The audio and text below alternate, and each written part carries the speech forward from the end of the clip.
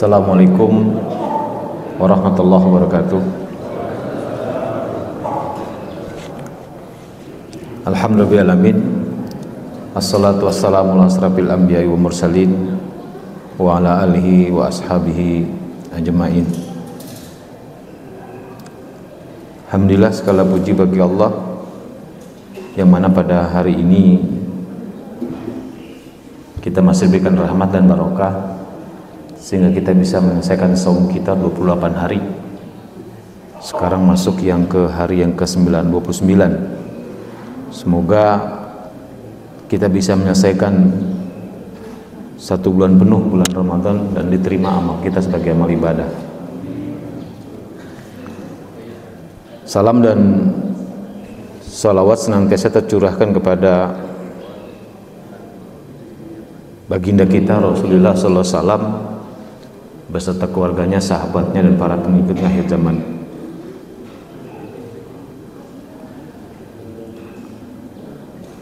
Jamaah rahimakumullah,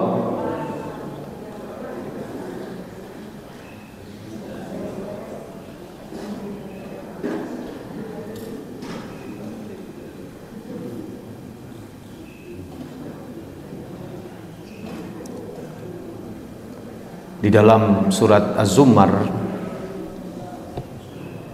Allah berfirman pada kita semua, surat 39 ayat 47, A'udzubillahi minasyaitonirrajim.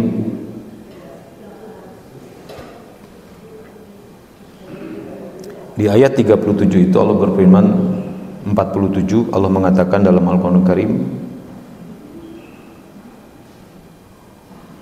walau anna lillazina zalamu ma fil ardi jami'an wa mislahu ma'ahu laftadau bihi min su'il adzabi yaumal qiyamah wa badalahum minallahi ma lam yakunu yahtasibun. Allah mengatakan dalam Al-Qur'an Karim berfirman, walaupun sesungguhnya orang-orang zalim ma fil ardi jami'an, memiliki bumi dengan segala isinya, wa mislahu ma'ahu, ditambah satu bumi lagi yang sama. Jadi dia memiliki 2 bumi dengan segala isinya.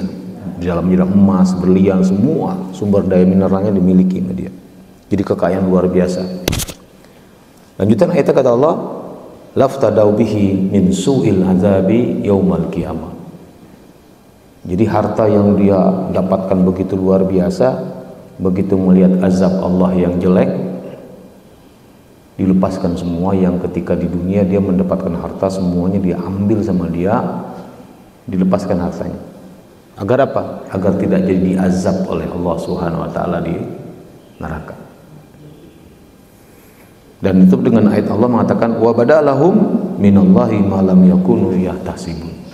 Sudah jelas kata Allah, dari Allah bagi mereka orang-orang yang zalim tadi, yang memiliki bumi dengan segala isinya,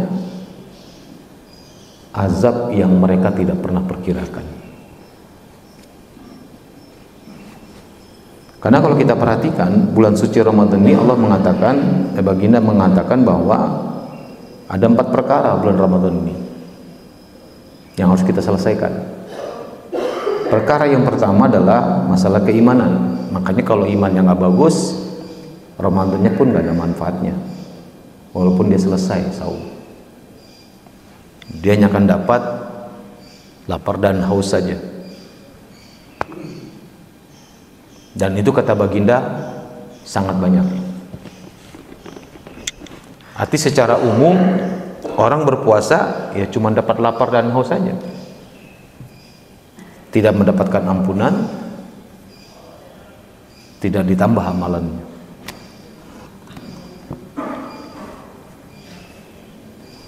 Karena ternyata kalau kita perhatikan orang berpuasa itu lebih senang mengerjakan yang dia suka. Padahal hakikat Ramadan harusnya kita mengerjakan yang tidak kita suka. Tapi itu perintah Allah. Menahan makan dan minum, iya kan? Enaknya apa? Makan minum. sarapan harusnya biasa jam 7 atau setengah 7, nih sebelum subuh disuruh sarapan kita. Bahkan jam 3 udah sarapan, setengah 4 udah sarapan, yang disebut dengan sahur.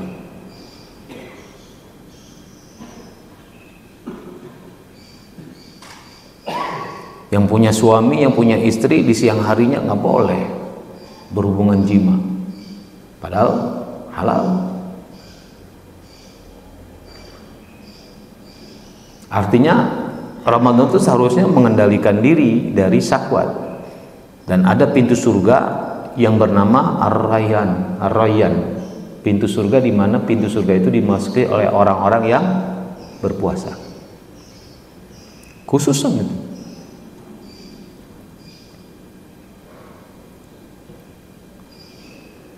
Tetapi kenyataannya kita perhatikan banyak orang justru malah mengerjakan yang dia suka.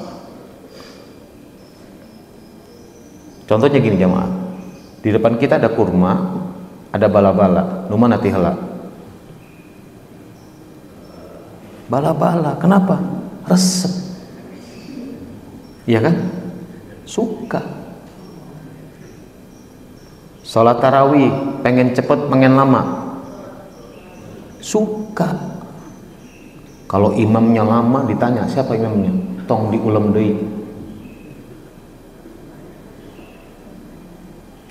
Menu berbuka, punya daftar menu berbuka dan menu sahur, pasti menu berbuka yang dibikin adalah menu yang paling disukai. Akhirnya mental yang terbangun bukan mental yang tangguh, sebagaimana tadi imam sholat subuh membaca surat Ali Imran 143, 144, 145, 146, 147.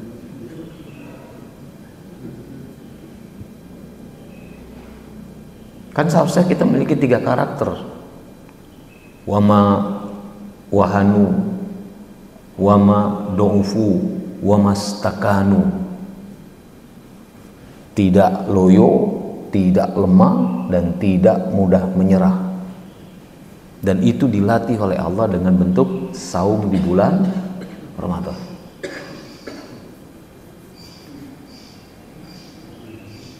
Karena gini, karena untuk bisa ke surga syaratnya mesti punya amalan. Kita buka ayatnya. Suratnya surat Az-Zukhruf ayat 70. Dalam surah Az-Zukhruf ayat 72 disitu dikatakan oleh Allah Subhanahu wa taala. Apa bunyinya? Wa tilkal jannatul lati uristumuha bima kuntum ta'malun. Yang surga itu, wa tilkal jannatu, surga itu allati uristumuha, yang akan Allah wariskan kepada kita semua bima kuntum ta'malun, disebabkan amalan kamu. Makanya orang yang beramal bisa dipastikan dia akan bisa masuk surga, kampung akhirat kita. Di ayat tadi dalam surat Az-Zumar tadi ayat 47 ini ada yang menarik. Ibnu Arabi menangis baca ayat ini, membaca surat Az-Zumar ayat 47. Beliau menangis. Karena apa? Di akhir ayatnya ada ketakutan dia pada dirinya, was-was pada dirinya dengan ayat yang bunyinya wa badalahum minallahi malam yakunu yahtasibun. Padahal ini ayat untuk orang zalim. Walau anna lillazina zalamu ma fil ardi jami'an wa mislahu ma'ahu laftadau bihi min su'il azabi yaumal qiyamah wa badalahum minallahi ma lam yakunu yahtasibun. Ternyata Ibnu Arabi merenungkan ayat ini dan menangis. Di akhir ayatnya wa badalahum minallahi ma lam yakunu yahtasibun. Dia khawatir mendapat azab yang tidak disangka-sangka oleh Allah. Padahal seorang ulama. Ada ketakutan di situ.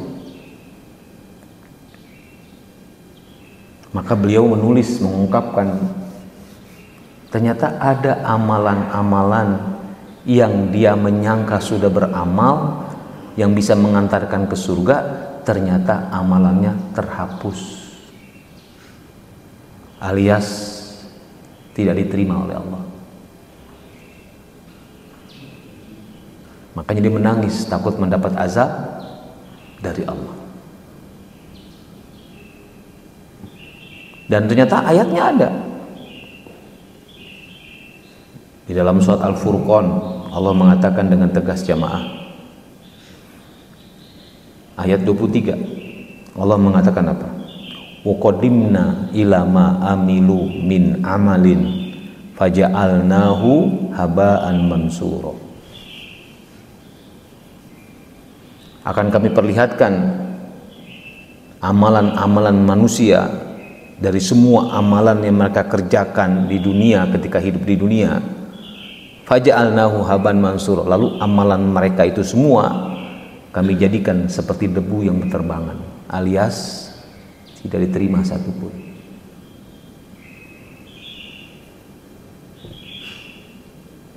Ini ketakutan, sehingga akhirnya perbuatan-perbuatan dia selama di dunia, dia menyangka sudah berbuat soleh, sudah berbuat amal baik, ternyata tidak diterima dan tidak menjadikan dia bisa masuk surga, malah masuk neraka. Kira-kira apa saja yang mengakibatkan orang sudah merasa beramal, ternyata amalannya terhapus oleh dirinya sendiri?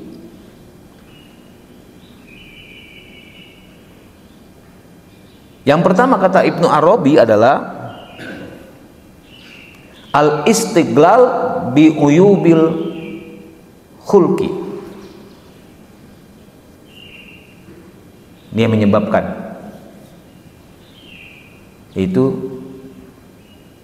sibuk mengurusi aib orang lain.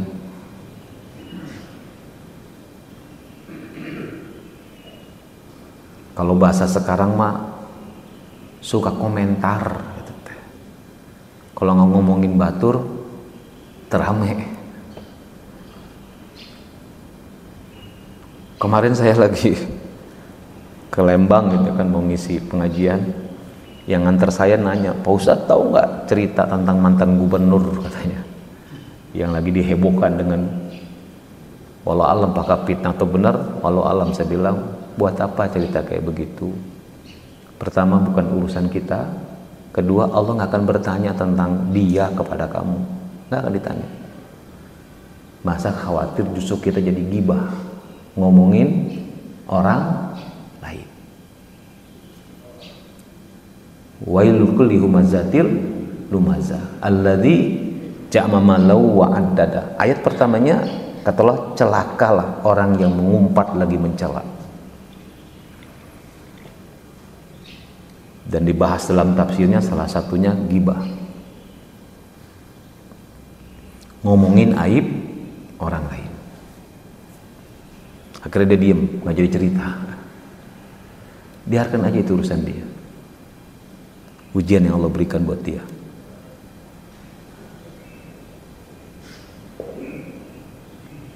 Ini ditambah lagi, kata Ibnu Arabi, ditambah lagi satu lagi, dia bangga dengan amalannya. Sudah sibuk mengurus aib orang lain, ditambah lagi dia bangga dengan amalannya. Ada sebuah hadis yang baginda bercerita, ada 3 hamba Allah yang amalannya hebat-hebat. Yang pertama, ahli ilmu.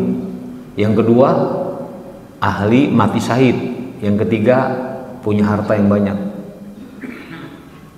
Ditanya oleh Allah, dipakai apa ilmu yang diberikan Allah kepadamu? Ya Allah, aku sebarkan, aku infokan kepada semua orang agar mereka paham akan dirimu ya Allah. Kata Allah, kazabta, engkau bohong, engkau hanya ingin disebut orang alim, hanya ingin disebut orang yang wawasannya luas, orang yang ingin disebut sebagai ulama. Ya malaikat seret wajah dia, lemparkan dalam neraka.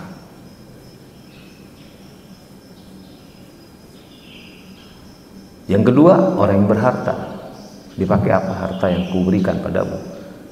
Karena engkau berikan aku kelebihan rizki, ya Allah, aku jalankan semua perintahmu, membantu orang lain, membagi-bagi, bersedekah, berinfak. Kata Allah, kadzabta, kau bohong. Kau hanya ingin disebut sebagai orang yang dermawan, hanya ingin disebut sebagai orang yang membagi-bagikan. Kata Allah, ya malaikat seret wajah dia, lemparkan dalam neraka.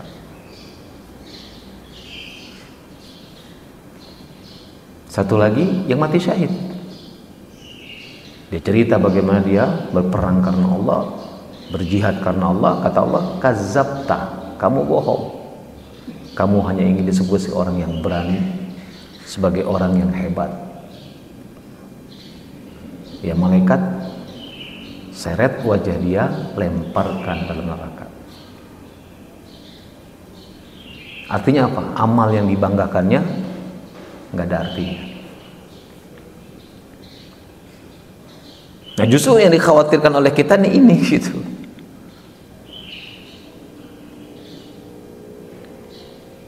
Makanya jangan sampai kita terjebak menjadi seorang penilai, menjadi hakim gitu loh. Padahal Allah sudah mengatakan, alaihissallahu biahkamil hakimin. Bukankah Allah hakim yang adil? Udah serahkan saja semuanya ke Allah. Kita hanya menyampaikan kebenaran. Tugas kita hanya menyampaikan kebenaran agar amal-amal kita dijaga oleh Allah. Sehingga amal-amal itu yang Allah katakan tadi, bima kuntum ta'malun wa tilkal jannatu allati uristumuha bima kuntum ta'malun, akan diwariskan surga untuknya.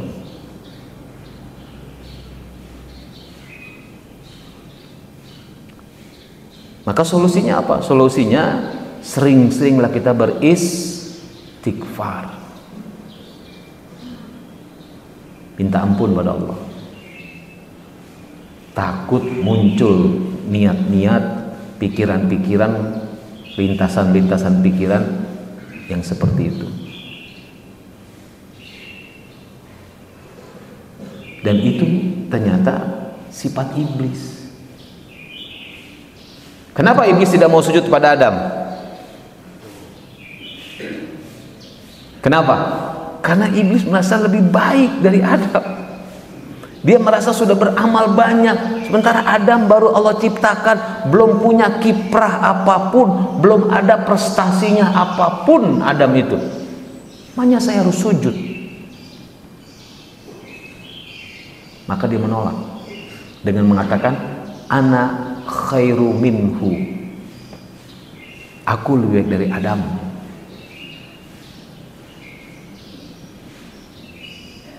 Bangga dia. Maka kata Allah, fakhruj, keluar kau dari surga ini, nggak pantas berlaku sombong. Bangga dengan amalannya.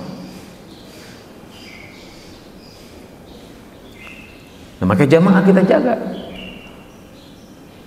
Apa yang sudah kita kerjakan nggak usahlah diekspos lah. Dengan adanya internet itu kan jadinya kayak begitu sekarang semua. Mau makan di restoran, foto gambar makanan, ceret kirim, nikmat Allah mana lagi yang dah kamu dustakan, share gitu teh. Gak semua orang punya uang. Apa-apa share, apa-apa share di TikTok kah, di manakah. Nabi Yusuf alaihissalam pernah bercerita pada ayahnya Nabi Yakub, ya Aba, wahai bapak, matahari, bulan, bintang sujud padaku. Apa kata ayahnya? Ya Yusuf, jangan kau ceritakan mimpimu kepada saudaramu. Itu mimpi yang baik, mimpi yang buruk. Matahari, bintang, bulan sujud pada Nabi Yusuf. Mimpi baik, mimpi buruk? Mimpi baik, nggak boleh cerita, ditahan, suruh tahan.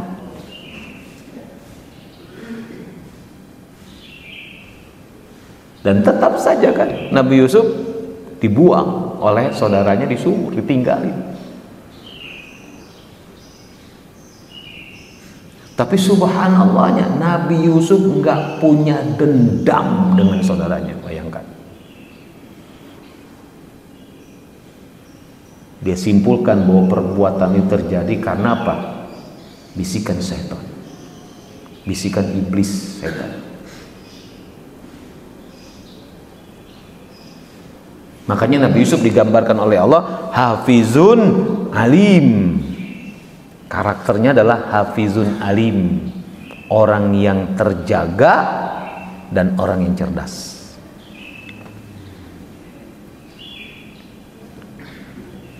Ini profil yang digambarkan oleh Rasul dalam sebuah hadis tentang takwa. Sahabat bertanya, "Ya Rasulullah, man khairun nas?" Siapa manusia yang paling baik? Atau siapa manusia yang paling mulia? Akramun nas. Baginda mengatakan atqahum, orang yang paling bertakwa di antara mereka. Kata sahabat, "Ya Rasulullah, bukan itu yang gue tanya." Tiba-tiba baginda mengatakan Yusuf bin Nabiullah, Yusuf Nabiullah bin Nabiullah bin Nabiullah bin Khalilullah. Baginda menyebut namanya Yusuf Nabiullah bin Nabiullah bin Nabiullah bin Khalilullah, Yusuf bin Yakub bin Ishak bin Ibrahim alaihissalam. Kan Nabi semua tuh. Nabiullah, Nabiullah, Khalilullah. Nabi Ibrahim itu adalah Khalilullah. Kenapa baginda mengangkat Nabi Yusuf? Karena dia adalah hafizun alim, sudah nggak tergoda dengan urusan dunia.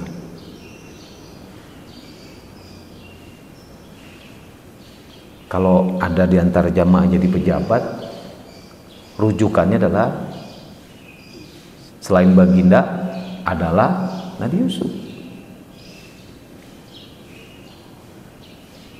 Dia betul-betul melayani manusia, melayani masyarakat, melayani rakyat. Posisi dia sebagai bendaharawan atau menteri. Bukan raja, Nabi Yusuf itu bendaharawan. Dia orang terjaga, lagi cerdas. Makanya muslim paceklik di Mesir itu diselesaikan dengan kecerdasan dia, bahkan bisa membantu tetangga-tetangga Mesir yang juga sama kelaparan dan paceklik. Disitulah Allah berikan bonusnya, dia bertemu dengan ayahnya. Dan bukan hanya sekedar bertemu dengan ayahnya, dikasih bonus lagi oleh Allah, ayahnya bisa melihat kembali. Kan dalam keadaan buta Nabi Yakub menangisi Nabi Yusuf.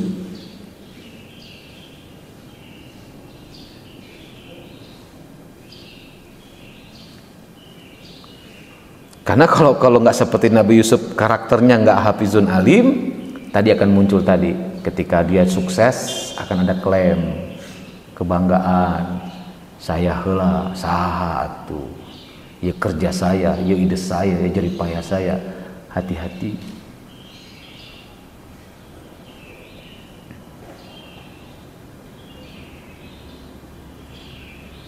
Ini yang pertama.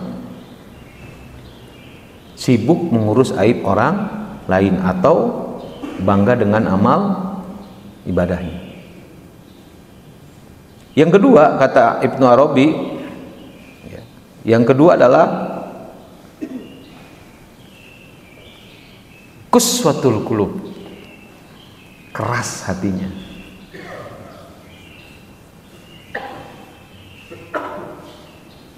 Merasa hidupnya hanya di dunia saja, sehingga segala aktivitasnya tertuju pada kenikmatan dunia dan lupa akan kehidupan akhirat. Saya nanya ke jamaah, Ramadan itu urusan akhirat, urusan dunia? Assalamualaikum. Ramadan itu urusan akhirat, urusan dunia? Urusan Tapi lihat, perhatikan, banyak orang sibuk ngurusin jualan karena keuntungannya gede loh, barokah Ramadan, kan begitu kata orang. Jadi ingat kisah Yahudi yang dia minta hari Sabtu sebagai minta hari ibadah. Allah berikan hari ibadah hari Sabtu, nggak boleh dia mencari ikan di laut, fokus ibadah pada Allah di hari Sabtu saja. Apa yang terjadi? Justru ikan itu banyak di hari Sabtu. Akhirnya mereka sibuk dengan cara apa? Dia bikin jaring segala macam, dipasang di hari Jumat, gitu kan. Hari Sabtu dia ibadah, tapi sebenarnya dia sudah membuat tangkapan ikan ketika hari Sabtu mulai banyak, hari Minggunya baru diambil. Dan Allah murka. Yang dipikirkan masih urusan dunia.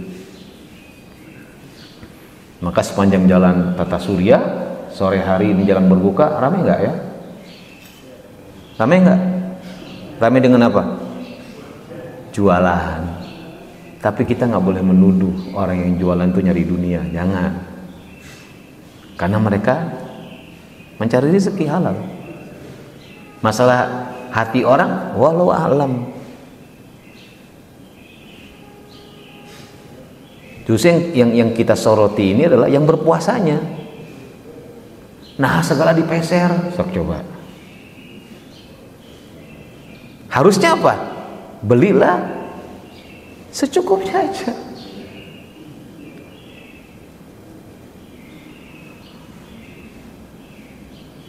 Makanya buka puasa maghrib itu komatnya diundur nggak ya? Diundur berapa menit komat di sini? Komat menjelang salat maghrib? Hah? Berapa menit? 10 atau 15 menit? 4 menit? Kalau 4 menit mah nggak perlu, itu nggak apa-apa, bagus itu. Hah? Kenapa? Makan keneh. Padahal bahasa hadisnya iftar. Iftar itu sekedar membatalkan, bukan makan. Sebutir kurma, saum batal nggak? Batal. Segelas air, saum batal nggak? Butuh waktu lama nggak? Kecuali di Mekah dan di Madinah, iya, karena yang mau sholatnya banyak banget, maka dikasih waktu panjang komatnya itu, biar mereka bisa ikut berjamaah dari awal, bukan masbuk gitu. Itu beda. Dua masjid ini, Masjidil Haram dan Masjid Nabawi.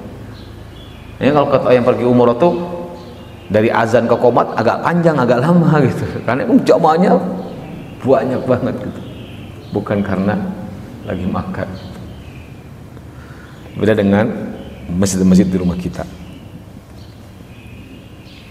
Ini penyebabnya, hatinya keras.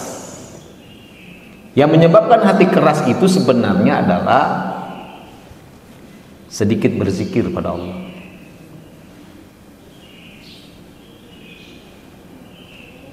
Sedikit berzikir. Kita lihat ayatnya. Di dalam surat 57 ayat 16, kata Allah dalam surat 57 itu surat Al-Hadid ayat 16. Coba perhatikan ayatnya. A'udzubillahi minasyaitonirrajim.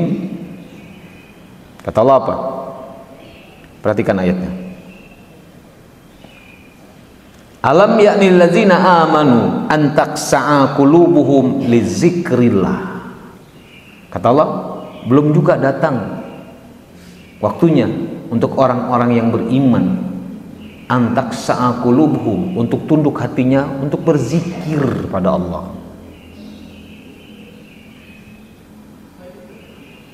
Lalu Allah katakan lagi, kata Allah, wala yakunu kallazina utul kitab, janganlah kamu seperti orang-orang yang diberikan kitab sebelum umat Islam. Siapa? Yahudi dan Nasrani. Min qablu, sebelum kamu itu, fatala alaihimul amadu faqasat qulubuhum, karena diabaikan Alkitab itu, diabaikan kitab suci mereka, berlalu masa yang panjang menyebabkan hatinya menjadi keras, kata Allah. Faqasat qulubuhum.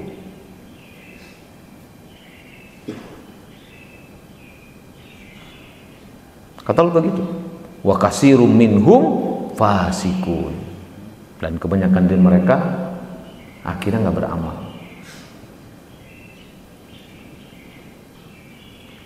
Ini jamaah. Sok aja Ramadan misalnya. Ramadan itu kan peluang kita untuk banyak beramal. Motivasi baginda tuh banyak beramal, banyak ketaatan.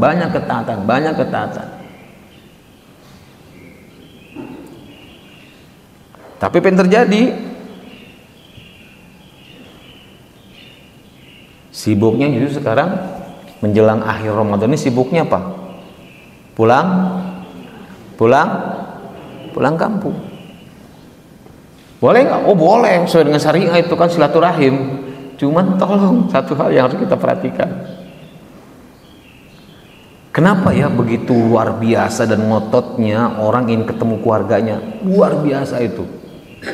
Dan itu memang dianjurkan oleh baginda, silaturahim. Malaikat itu akan mengiringi sampai ketemu dengan keluarganya, didoakan oleh malaikat orang yang ingin bertemu dengan keluarganya, silaturahim.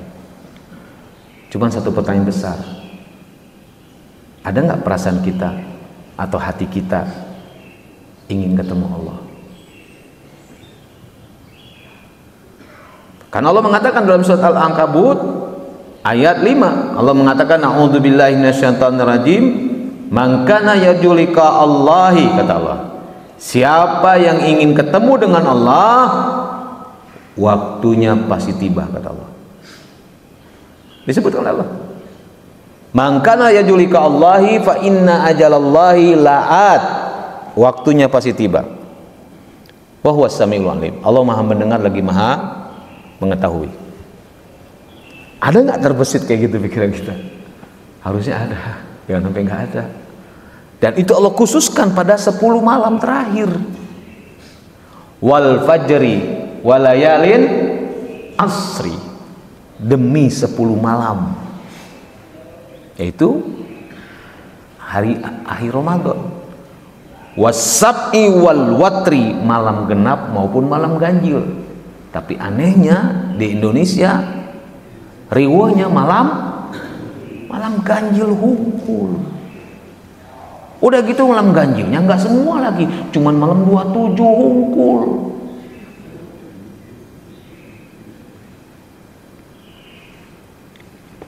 Coba bayangkan jamaah, siapa orang yang tahu malam Lailatul Qadar itu turun? Pasti baginda Rasulullah SAW. Betul tidak? Betul tidak? Karena malaikat kan menginformasikan. Tapi baginda coba lihat, itikafnya malam-malam ganjil aja enggak, 10 terakhir Rasul itikaf. Kenapa? Fokus meminta maaf kepada Allah, fokus meminta ampun pada Allah, khawatir wa badalahum minallahi malam yakunu yahtasibun. Itulah Ibnu Arabi menangis dia baca ayat ini. Khawatir amal ibadahnya nggak diterima oleh Allah.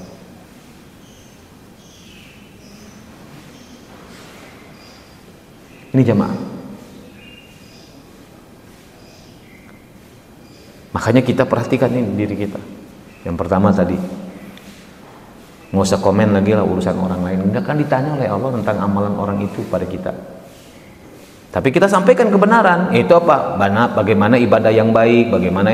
Saya ngerasa loh waktu saya tahun berapa itu, tahun 2000 berapa saya. Sebelah saya itu bapak-bapak sholat asar. Jadi makmum, saya juga di makmum sebelahnya saya. Tiba-tiba dia begini, Allah. Wah, kaget saya. Ganggu pisan, misalnya udah konsentrasi buyar saya tuh mikirin, ih bapak di mana itu gitu, pikiran tuh gitu saya tuh, mulai nuding saya, sholatnya nggak bener, menuding saya. Rakaat ketiga setelah atahiyat awal diri lagi kan, Allah. Selesai sholat saya pegang pahanya, Pak punten, mau nanya, ada apa Pak Haji? Itu sholat kia di mana? Apa jawaban dia? Tipun bapak. Oh, udah, saya langsung istighfar. Kenapa? Saya telah menuding dia. Berarti ilmunya dia, pengetahuan dia sakitu. Berarti dia berbuat sengaja tidak? Berbuat sengaja nggak? Tidak, dia begini. Karena dia taunya itu.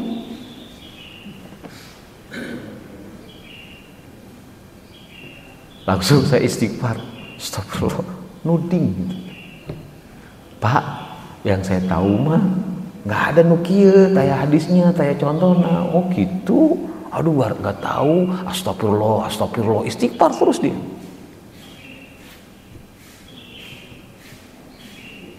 Maka tadi ayatnya waqadimna ila amilu min amalin faja'alnahu haba'an mansura, akan kami perlihatkan amal-amal mereka dan akan kami jadikan amal mereka itu seperti debu yang berterbangan. Dan ternyata tafsirnya para mufassir mengatakan orang yang beribadah tanpa ilmu itu ditolak.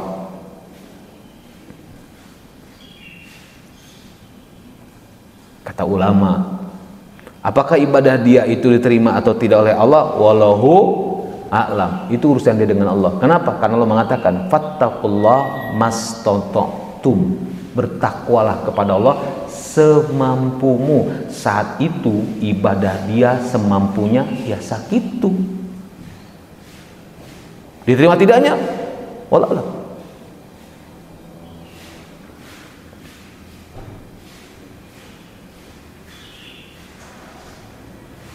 Ya kan, ada orang yang sujudnya nggak sempurna walaupun ada hadisnya. Ada orang yang sholat 65 tahun satu pun sholatnya nggak diterima, kata baginda. Yatim rukuan, dia sujudnya sempurna tapi rukunya nggak sempurna, atau rukunya sempurna tapi sujudnya nggak sempurna, ditolak satu pun sholatnya. Itu kan ilmu. Tapi orang yang sujudnya nggak sempurna, jangan disimpulkan sholatnya nggak diterima. Coba tanya, kenapa dia sujud hidungnya nggak nempel ke tempat sujud? Aya bisul, tak eta masalahnya teh gitu, sakit. Maksimalnya dia sakit tuh. Ruku dia nggak bisa sempurna, nggak 90 derajat. Kenapa? Dah nyeri kaki, sampeannya sakit, atau nyeri kayak banyak faktor sebenarnya. Tapi ruku yang nggak sempurna, sujud yang nggak sempurna, sampaikan sebagai ilmu, tapi jangan memponis orang. Alaihissallahu bi ahkamil hakimin. Allah ada urusannya. Karena tadi jangan sibuk kita dengan orang, kekurangan orang lain. Nggak akan ditanya oleh Allah, nggak akan ditanya. Tapi kita ceritakan, sholat yang benar itu gimana, sampaikan. Sholat yang nggak benar itu gimana, sampaikan. Sehingga yang mendengar itu kan tahu. Contoh kasus, Nabi Musa itu selama 10 tahun nggak turun hujan. Ngadu dia ke Allah, ya Allah kenapa hujan nggak turun-turun 10 tahun? Kata Allah, ya Musa, ada di antara umatmu yang bermaksiat padaku. Kalau dia bertobat, mohon ampun padaku, aku akan turunkan hujan. Ditanya sama Musa, siapa ada ya Allah? Enggak, Allah nggak ceritakan. Dijaga aibnya tetap. Akhirnya Nabi Musa bicara pada umatnya, kenapa hujan nggak turun? Karena di antara kalian ada yang bermaksiat pada Allah. Dan ada seorang umat Nabi Musa merasa itu dirinya. Akhirnya dia mengatakan dalam hatinya, ya Allah, aku bertobat. Dan esok harinya hujan turun. Nah, Musa kaget, belum ada yang ngaku, hujan sudah turun.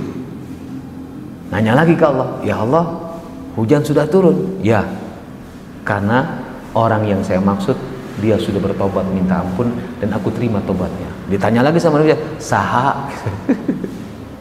Kepo Nabi Musa. Jawaban Allah, dia lagi bermaksiat aja aku tidak ceritakan kepadamu, apalagi dia sudah bertobat. Kata Allah, gak akan diceritakan. Subhanallah. Karena bukan urusan Nabi Musa. Nabi Musa yang menyampaikan kebenaran. Nah, kita juga begitu jamaah. Keep tahan jempol dari komen-komen, ya. Siapapun yang diomongin di luar, udahlah, bukan urusan kita, masing-masing ada yang ngurusinnya. Penegak hukum lah, apalah, mangga silakan. Jangan ribut gitu. Ramai kan sekarang ya, kasus mantan presiden, wah heboh, ternyata terbongkar setelah dia nggak jadi presiden, banyak menteri-menterinya yang berbuat nggak bener gitu, dari mulai Pertamina segala macam. Walau alam bisa, apakah dia terlibat atau tidak, walau alam, sudah, karena Allah nggak akan pernah tadi alaihissallahu biahkamil hakimin, udah selesai. Tugas kita fokuslah pada ibadah-ibadah kita, agar ibadah kita terima oleh Allah, agar ibadah kita tidak terhapus, sehingga kita tetap dimasukkan dalam surga. Itu yang kedua. Yang ketiga, ternyata penyebab dosa itu amalan itu bisa rusak dan terhapus adalah hubbud dunya. Tadi kan kedua qasyatul qulub, yang ketiga cinta dunia. Kita buka ayatnya, surat Hud. Surat Hud itu surat 11 ayat 15 dan 16. Saya bacakan saja. Dalam surat Hud Allah mengatakan a'udzubillahi minasyaitonirrajim. Nah ini dia. Man kana yuridul hayatad dunya wa zinataha nuwaffi ilaihim a'malahum fiha wa hum fiha la yubkhasun ulaikal ladzina laisa lahum fil akhirah illan nar, kata Allah. Siapa yang menginginkan kehidupan dunia dengan segala perhiasannya, kami berikan, kata Allah, dan mereka tidak dirugikan sedikit pun di dunia. Itulah mereka yang di akhiratnya tidak mendapatkan apa-apa kecuali neraka, kata Allah. Wahabita ma sona'u, terhapus amal ibadahnya, wa batilum ma kanu ya'malun, ditolak apa yang mereka kerjakan. Karena orientasinya dunia. Ciri orang yang cinta dunia itu gampang, Pak, Bu. Ingin umur panjang, tahu unggul. Kita lihat ayatnya. Dalam surat Al-Baqarah 96, ingin umur panjang. Lihat bunyi ayatnya. Nah, ini dia. 96. Kata Allah apa? A'udzubillahi minasyaitonirrajim. Nah, ini bunyinya. Ya. Wala tajidannahum ahrason nas ala hayati wa minal ladzina asroku. Engkau ya Muhammad akan menemukan orang-orang Yahudi itu lebih rakus terhadap dunia dibandingkan orang-orang musyrik. Ya waddu ahaduhum lau yu'ammaru alfasana, mereka ingin berumur panjang 1000 tahun, kata Allah. Wa ma huwa muzahzihi minal adzabi ayyu ammar, percuma umur yang panjang tidak membebaskan dia dari azab Allah, kata Allah.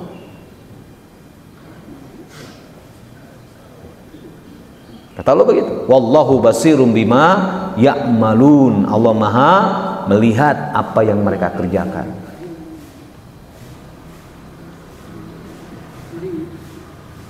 Makanya yang paling penting adalah kita kudu siap menyiapkan kematian kita, itu maksudnya siap perjalanan akhirat kita.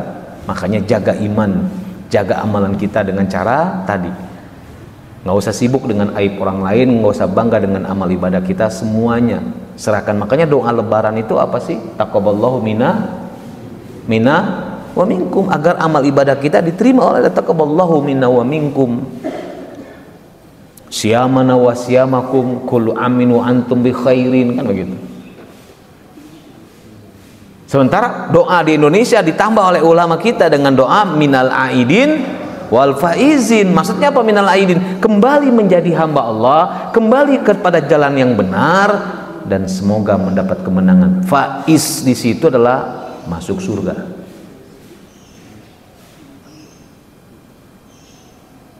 Karena target Ramadan itu adalah kita menjadi ahli surga. Pintu-pintu surga dibuka, pintu-pintu neraka ditutup. Nah, ini jamaah. Mudah-mudahan ya, karena waktu juga ya, kita bahas baru 3 ya. Pertama, tidak sibuk dengan aib orang lain. Yang kedua, tidak bangga dengan amal ibadah kita, karena kita nggak tahu diterima atau tidak oleh Allah. Tugas kita adalah was-was, roja, berharap pada Allah dan mohon ampun, roja dan khauf gitu. Yang ketiga, hubud dunia. Yang keempat, hati yang keras. Baru 4 kita bahas. Semoga jalan kita menuju akhirat dimudahkan oleh Allah. Dan sebagai penutup, saya ingin nanya ke jamaah masuk surga susah mudah? Halo, assalamualaikum jamaah. Ngomong mudahnya harus mantap gitu teh. Ngomong mudah tapi mikir mudah gitu teh. Agak mantap. Jawaban yang benar, dimudahkan oleh Allah. Itu jawabannya, bukan mudah, dimudahkan oleh. Makanya kita lihat kisah-kisah dalam kisah Ashabul Ukhdud, seorang pelacur ngasih minum anjing, mengantarkan dia masuk. Kenapa? Dimudahkan oleh Allah. Seorang penjahat besar yang membunuh banyak orang, berzina, pemabuk, segala macam, ingin bertobat. Kata ahli ilmu, datanglah ke negeri yang banyak pohon kurmanya. Maksudnya ada nabi di situ. Dia berangkat di tengah jalan meninggal dunia. Udah ketemu nabi belum? Belum. Udah menyatakan tobatnya belum? Belum.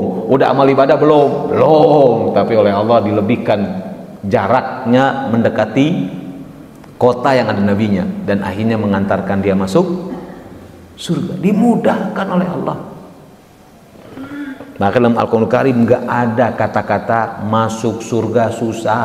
Yang ada fasanu yassiruhu lil yusra. Yuridullahu bikumul yusra wala yuridu bikumul usra, kata Allah. Walitukmilu iddah walitukabbirullaha ala ma hadakum wala'allakum tashkurun. Ramadan itu kemudahan yang Allah berikan kepada kita jamaah, agar kita mulus jalan ke akhirat, kampung akhirat kita surga. Makanya ada pintu surga bernama Ar-Rayyan, pintu orang berpuasa.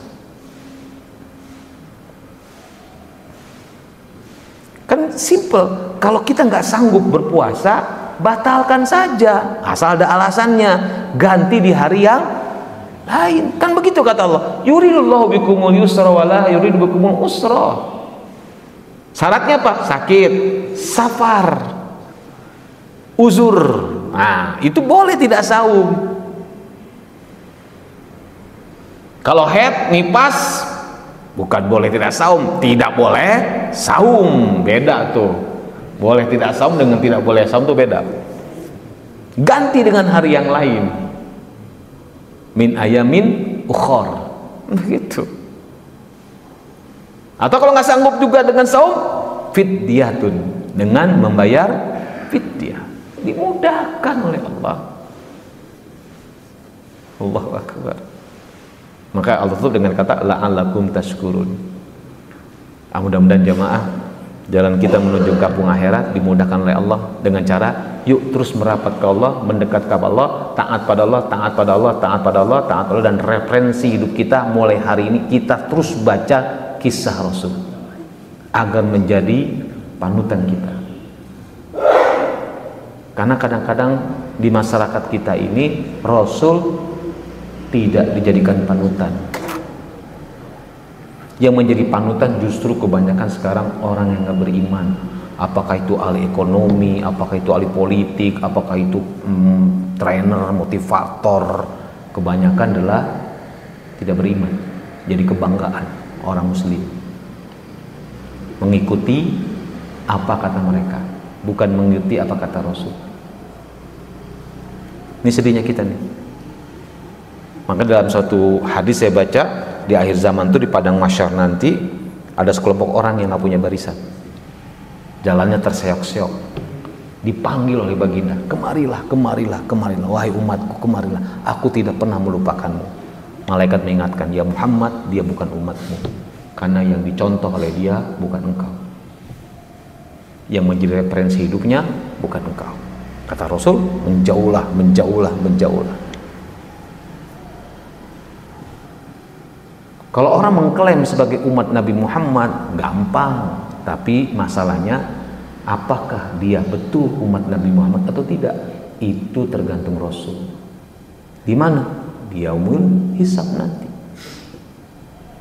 Makanya kata Allah, Kullu mri'in bima kasaba rahin. Setiap orang terikat dengan apa yang dikerjakannya. Kalau kerjaan kita, amalan kita selalu referensinya Rasul, insya Allah bagian dari umat baginda yang akan dibela habis-habisan oleh baginda di padang mahsyar nanti di yaumul mizan untuk diampunkan oleh Allah dan dijadikan ahli surga. Sehingga ketika lewat jalan jembatan Sirat itu, baginda akan menolong. Yang mau jatuh diangkat oleh baginda, bahkan wajah malaikat Malik dikatakan baginda, ya Malik, palingkan wajahmu, membuat umatku ketakutan berjalan di titian jembatan Sirat ini. Baginda akan bela habis-habisan agar kita lolos dari Sirat. Subhanallah.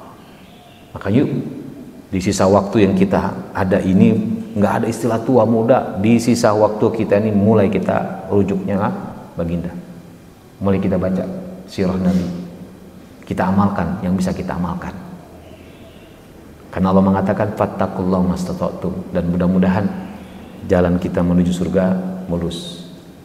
Kenapa sih orang nggak mikir surga? Karena surga dianggap masih jauh, itu masalahnya. Padahal yang dekat dengan kita itu apa? Jamaah, sebagai penutup, yang dekat dengan kita apa? Kematian, dan kematian itu pintu akhirat. Jadi dekat akhirat itu sebenarnya. Mudah-mudahan kita jaga amal kita dan Allah akan memberikan kemudahan untuk menjaga amal kita, dan kita tadi dimudahkan oleh Allah, diampunkan oleh Allah, dan kita termasuk orang-orang yang dimudahkan untuk masuk surga insyaallah. Aqulu qauli hadza astaghfirullah li wa lakum innahu ghafurur rahim. Subhanakallahumma wa bihamdika asyhadu an la ilaha illa anta astaghfiruka wa atubu ilaik. Billahi taufiq wal hidayah. Assalamualaikum warahmatullahi wabarakatuh. Ada yang mau ditanyakan? Mangga silakan. Ada? Mangga silakan.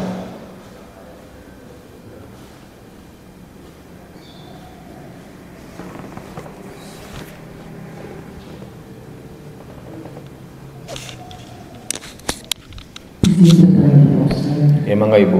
Assalamualaikum warahmatullahi wabarakatuh. Waalaikumsalam warahmatullahi wabarakatuh. Kita kalau habis sholat selalu berdoa, kita diberi umur yang panjang berbarokah.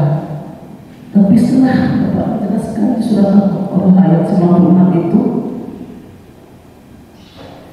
masing-masing dari mereka yang diberi umur 1000 tahun, padahal umur panjang itu tidak akan menjauhkan mereka dari azab.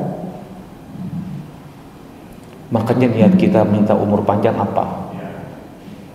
Suatu saat baginda ditanya oleh sahabat, ya Rasulullah, man khairun nas? Siapa manusia yang paling baik? Kata baginda, yang umurnya panjang, yang banyak kebaikannya. Lalu siapa manusia yang paling buruk? Syarrun nas, yang umurnya panjang, yang banyak keburukannya. Jadi kuncinya orang baik dan orang buruk bukan pada umur yang panjang, banyak enggak dia berbuat baik. Kalau kita minta umur yang panjang untuk meningkatkan ibadah kita, ketaatan kita pada Allah, monggo. Tapi kalau umur kita minta panjang agar kita bisa menikmati hidup di dunia, padahal kenikmatan dunia enggak berbanding dengan kenikmatan surga, enggak berbanding dengan kenikmatan alam barzah. Di alam barzah itu orang yang husnul khotimah bisa bersilaturahim dengan penghuni alam barzah, bertemu dengan teman-temannya, bertemu dengan keluarganya yang sudah meninggal. Mereka saling bercerita. Kecuali yang tidak husnul khotimah, disibukkan dia oleh malaikat pensiksa kubur. Sendirian dia di kuburan dengan azab kubur. Makanya kenapa kita disunnahkan setiap setelah baca at-tahiyat akhir sebelum salam, Allahumma inna nas'aluka ridho, Allahumma inna nas'aluka, Allahumma inni a'udzubika min azabil kubur, ya kan? Min azabi jahannam, fitnati mahya wa mamat, wa fitnati masihid dajjal, min syarri masihid dajjal. Kita minta itu pada Allah setiap mau salam. Doa yang diajarkan baginda, ada min azabil kubur, kita minta perlindungan dari azab kubur. Kalau kita niatnya umur panjang untuk meningkatkan ibadah pada Allah, monggo. Makanya yang tahu adalah yang berdoa tadi, mau apa umur panjang. Makanya kata Allah, Allah Maha tahu, Maha mendengar, Maha teliti apa yang ada dalam dada-dada kita semua. Makanya kata Allah, fala tuzakku ampusakum, jangan merasa paling suci di antara kamu. Allah tahu siapa yang paling bertakwa. Karena itu urusan hati dengan Allah. Kalau niatnya itu minta umur yang panjang, malah silakan. Tapi kalau niatnya hanya untuk bisa lebih panjang lagi menikmati dunia, nah itu tadi orang-orang yang tadi kata Baginda dalam Al-Quran Karim, kata Allah adalah orang-orang Yahudi lebih rakus kepada dunia sehingga dia minta umur yang panjang. Buat apa? Ya itulah tadi, menikmati hidup dunia. Gitu Bu, wallahu a'lam bishawab. Mudah-mudahan niatnya saja kita luruskan saja insyaallah. Ada lagi yang lain?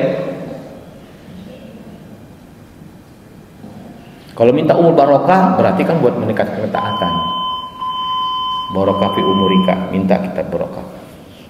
Hidup yang barokah itu harus kita minta pada Allah. Ada? Cukup.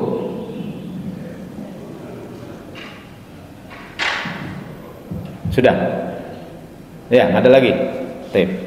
Kalau nggak ada, ya kita tutup dengan hamdalah bersama-sama. Alhamdulillahirrahmanirrahim. Dan akhir patul majelis, subhanakallahumma wa bihamdika asyhadu an la ilaha illa anta astaghfiruka wa atubu ilaik. Assalamualaikum warahmatullahi wabarakatuh.